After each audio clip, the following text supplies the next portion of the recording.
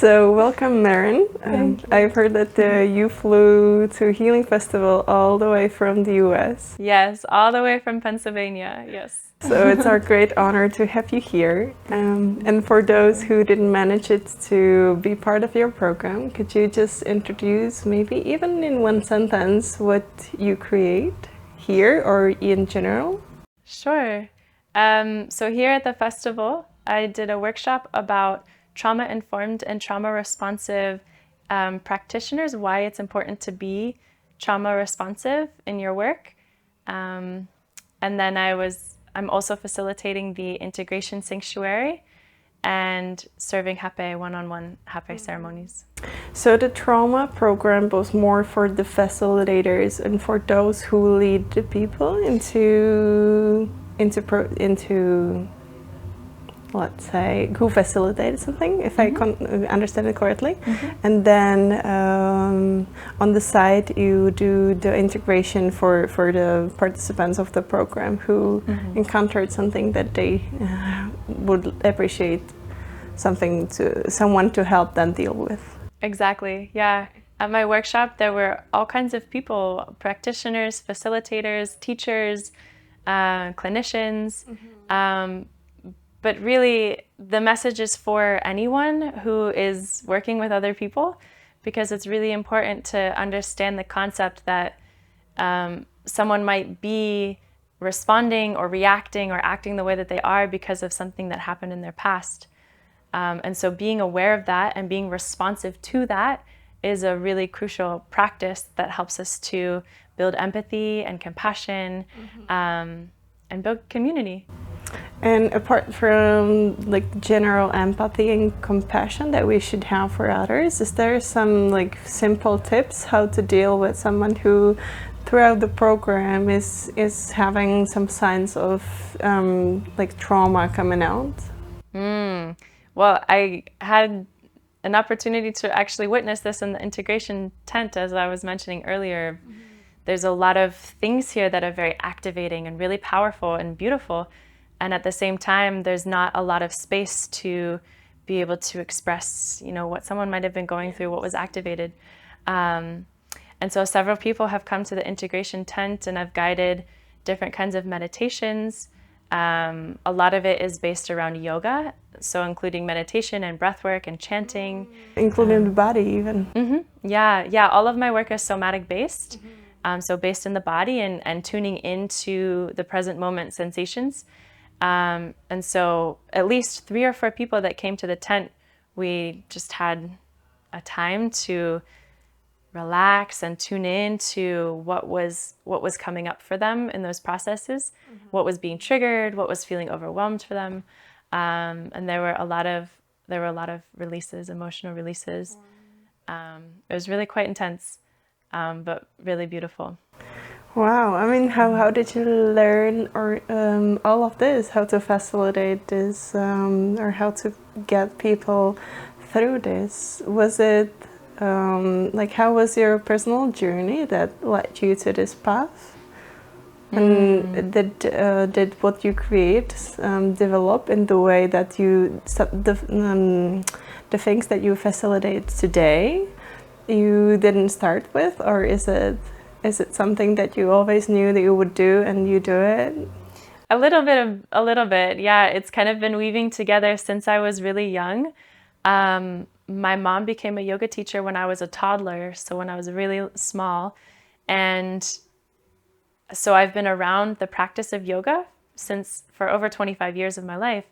And so having that as a foundation for my understanding of like being home and being at school and all of these things was really important to get me to where I am now. And so I kind of just kept following that. At first I was just playing, doing yoga with my parents and my mom and my brothers. And then I started going to some yoga classes, and then I started practicing on my own. And then eventually I trained to be a teacher. And from there, stemmed just like the whole foundation of understanding what this practice has actually been doing for me my whole life. Like I didn't actually understand the science behind it until I actually began to study yoga in a training. And so from there, I was just blown away and even more in love with the practice. And everywhere that I went, I would teach yoga. It doesn't matter if we were sitting in chairs or laying down, or if I was at the bus stop, or like literally anywhere that I could, and be like practicing for myself or like teaching others. And it's just kind of grown and grown from there. And the understanding of the nervous system regulation that I was able to access from a younger age helped to build that foundation, the stronger foundation for me over time. And so for me, that's been incredibly powerful for helping to relieve my anxiety, or understand my anxiety and where it's coming from, and helping to relieve some of the symptoms that I've had.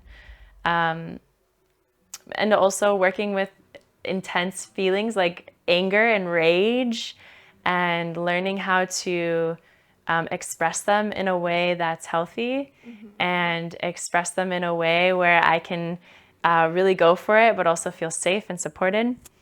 And it's just served me for so many years in my own personal journey. And so now, maybe for the past 10 or so years, I've been actively teaching those practices. So as an entheogenic integration guide, I support people in preparing for experiencing and integrating altered states of consciousness. And yoga, this practice of yoga, the meditation, the breath work, the movement, the chanting, the practice of the yamas and the niyamas is foundational to my teaching in that. And so kind of, yeah, all of it was through my lived experience and seeing those shifts within my own being, and then being able to embody those practices and then take them out into the world, whether it's to my friends or to my neighbors or to community or to the clients that I work with. Wow, that's beautiful.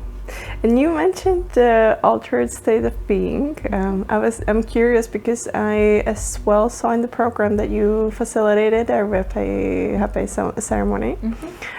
So what are the substances that you work with, and what is the type of situation that you use them in your practice? Yeah, great question. So a lot of my work is in helping people to prepare for using medicines like ayahuasca, psilocybin mushrooms, and these different substances that can be very strong, these medicines. But I also work with different states like breath work, and cacao and blue lotus, like these plants that aren't necessarily like very visually psychedelic, but they still create large shifts in your being when you really tune into them. So just really all substances that might alter your being in some way. I support people in connecting to the consciousness of those medicines, because they're alive. They're talking to us. They're showing us things. And so the process of building a relationship with them is really important, has been really important to my practice and the way that I've been taught to work with those medicines.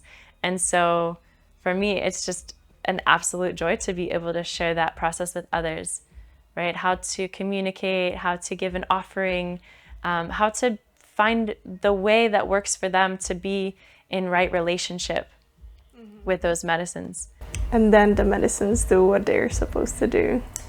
And then, but you're still there holding the space. And yeah, but also there's the integration process as well. Like the medicines will show you things, they will teach you things, they will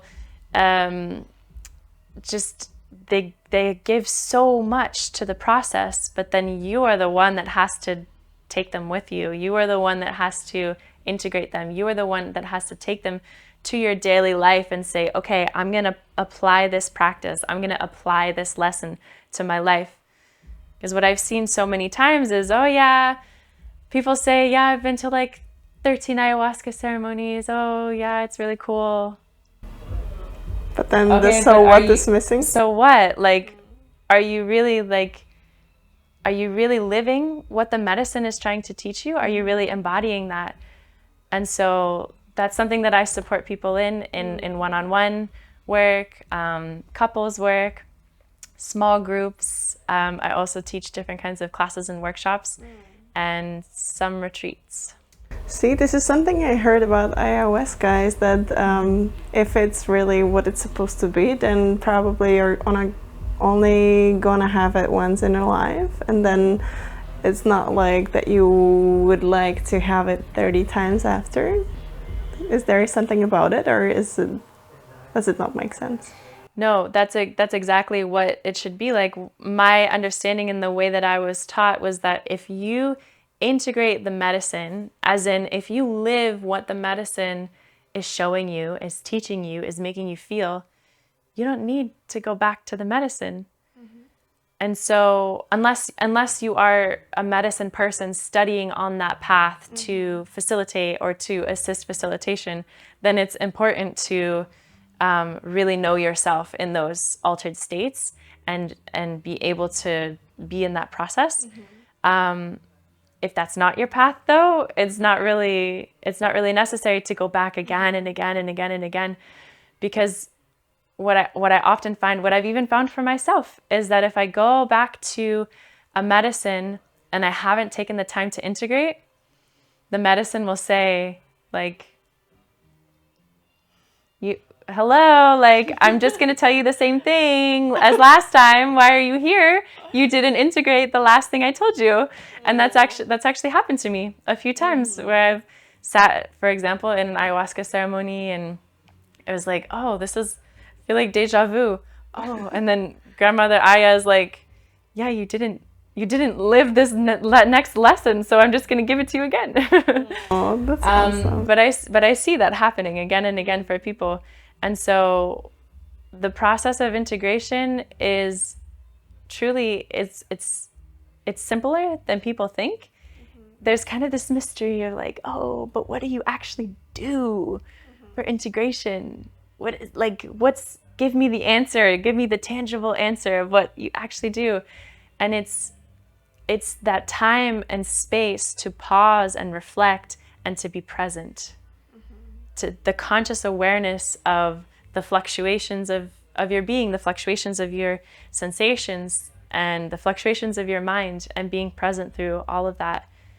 Of course, there's different tools that can help, like the writing, the speaking, the creative expression of all kinds. I work a lot with different kinds of creative expression, more so than talking, because there's only so many words that we can put to like the expansion of the cosmos, you know, and feeling that connection, like of oneness with everything. And so for me, creative expression has been really helpful, and it's what I focus a lot on with my clients. So like dance, art, singing, those kinds of things. Wow. And how did the medicines change your life?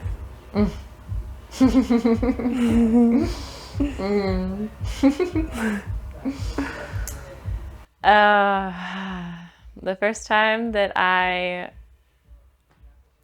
took mushrooms was when I was 15, and it completely shifted my being, completely. And I could feel it in my body, I could feel it in my mind, and I could feel, for one of the first times in my life, like a direct channel to a higher power that I had been like looking for all of my teenage years, just like, where is it? Like looking in the church, looking in all these different things on the internet, and like, and I was turned towards myself and this connection to the higher power that I view as nature, which I believe is all of us. And so, and we are connected to this power so intimately and so deeply. And so when I experienced that, it was in a recreational setting, right? I was having fun. I was at a party. But I really saw the transformative power of the medicine. And so for several years after that, I was exploring different things in different settings, still kind of in this recreational stage, but mostly like spending time outside doing that by myself or with friends, and connecting to the being. I didn't quite know what it was at the time, the consciousness of the medicine, but I wasn't sure what it was at that time, but I was so curious. And so over time, I just kind of began growing these relationships in different ways and sharing it with people. I feel like in some friend circles, I was one of the first to explore these things. And so I became a little bit of an informal educator and space holder. I didn't even know what those things were at that time. Helping people to test their drugs and have a safe process as they were doing that. Harm reduction, essentially. And then it just kind of, I came to a point where there wasn't any way that I could do it recreationally. It was like, this needs to be extremely intentional, otherwise I don't want to do it. It doesn't feel good, it doesn't feel safe, it doesn't feel like I'm in right relationship. And so I began to tune in more to connecting very intentionally. Again, not really knowing like what exactly I was doing, but like really feeling the call to like hold that space for myself and hold that space for people that I cared about. And it wasn't until I was traveling in South America and where I encountered ceremony and where I sat with an indigenous tribe and learned about the process of what it means to come together extremely intentionally, to sit with the medicine, to work with the elements and the 7 directions, and what that actually meant for them and for the family and for the collective. And when I experienced that, I was like, oh, that's it. That's what I've been looking for. That's what I've been trying to create, not knowing what I was trying to create. And so I kept following that. I kept exploring and digging deeper, and I encountered so many incredible teachers along the way. Some were really, really hard teachers, challenging teachers that taught me the wrong way to do things. Some were really incredible teachers, like past partners, different medicine people, curanderos and shamans of all kinds. And I learned all different modalities of like ways of connecting to these medicines. And it's been just increasing upon the foundation of how I understand yoga and the connection to the body. And so these medicines feel like the connection to spirit. And so the process of integration for me has been combining these modalities for myself and learning to really embody the medicine through the practices that I've been practicing my whole life. And so now I get to share that with my clients and in workshops and in retreats, and being able to be in the integration sanctuary and hold space for people. It's just been really incredibly powerful to be in this process. And I'm still learning. I'm still learning so many things. And I'm incredibly grateful for my teachers, and I go back to connect and study with them when I can. What I'm really focusing on this year in particular, but over the years I've sat in several dietas with medicine. And just this year I've sat in 3 different dietas with different plants. And that for me feels like one of the most potent portals to enter into, to connect to the consciousness of the medicine. It's just so, are you familiar with a dieta? So a dieta, like a diet. Like that before as a preparation. It could be before, during, after, all of the above. And they're kind of different depending on what medicine and what your intention might be. But there's a specific diet with food, so maybe you don't eat meat or sugar or salt, dairy or oils or other things that can clog the body. But other things to diet from might be sex or social media or like being around too many people, like being around like festivals or parties or things. Just decreasing the triggers that we have so that we can be more by ourselves. It could be decreasing the triggers or really just distractions, just like things that we fill our time and space with that don't really need to be there. Or it's like a discipline to not fill ourselves with those things so that we can be filled by the medicine and be more in tune with them. And so that practice for me has been so incredible on my journey, to be able to just sit and listen to the plants, just sit and listen to the sensations that I feel in my body, just sit and feel and express like some of the waves of music and sound that has come out of me in Dieta is like no other time. And so that's something that I want to do more of. Beautiful, awesome. Thank you so much for sharing. Maybe last question that I have for you is, how is it for you to co-create this festival in specific? Like, if there is something special about it that you feel, like what a healing festival means for you as a creator? Thank you so much for that question. So it's been a really incredible thing that Magda invited me to hold this space in the Integration Sanctuary, because for so many years I was going to festivals and looking for the space that was like that.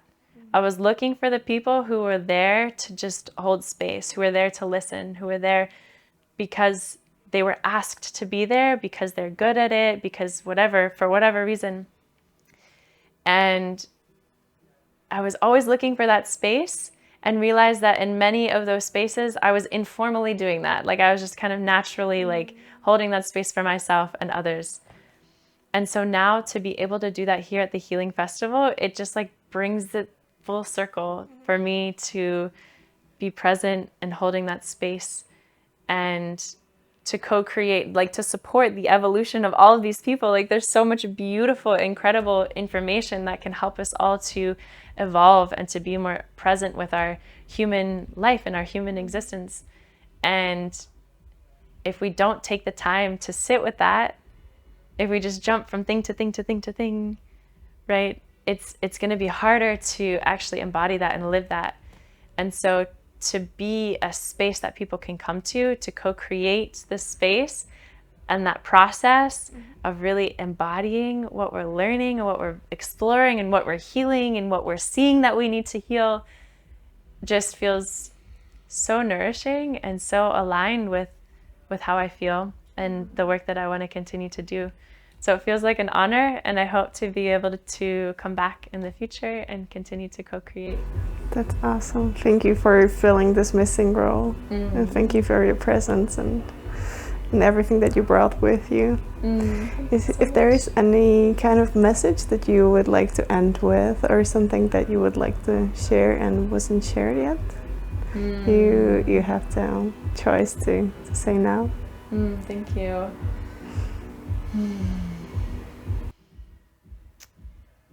Yeah, I would just like to share this energy of love and eternal presence, and coming back to that again and again and again and again and again, whenever it's remembered, whenever you feel like it, whenever you feel called to it, coming back to the present moment of this human experience and the incredible opportunity that we have to co-create this existence.